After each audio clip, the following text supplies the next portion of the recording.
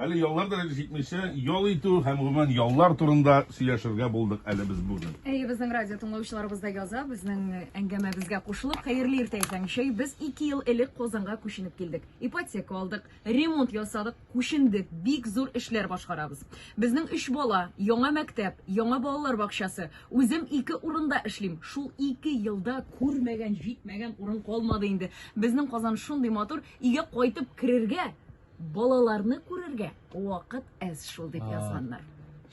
Мин дә колхоз столовыйында ашханәсендә эшлим, елга бер көн ял. Кайсы көн дип уйлыйсыз? Шимбә. Беренче гыйнвар. Бердән-бер ял көне.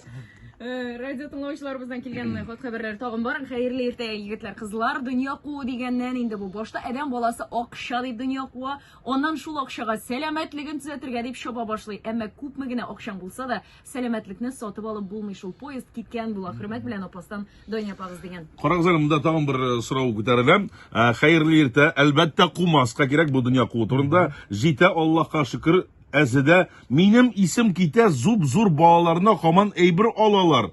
Ата-аналар. Пенсия яшендәгеләр дә эшли, үзен яратырга кирәк дигән.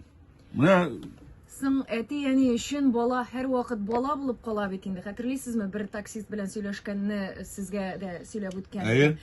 Балалар инде зур ди, без хатын белән ди, Казандагы фатирны сатып, ди, бер авылга күчендек, ди, Казан тирәсендәге авылга инде бу. Һәм балаларга ярдәм итәбез ди. 2 балага теге фатир саткан акчаның яртылаш бүреп бирдек ди. Үзебезгә аерым ипотека алдык ди. Һәм балаларга бүгенге көндә дә ярдәм итәбез ди. Һәм әйтәм, сез үзегез өчен яшисезме соң дигән идем. Вакыт җитми, үзебез өчен яшәргә ди.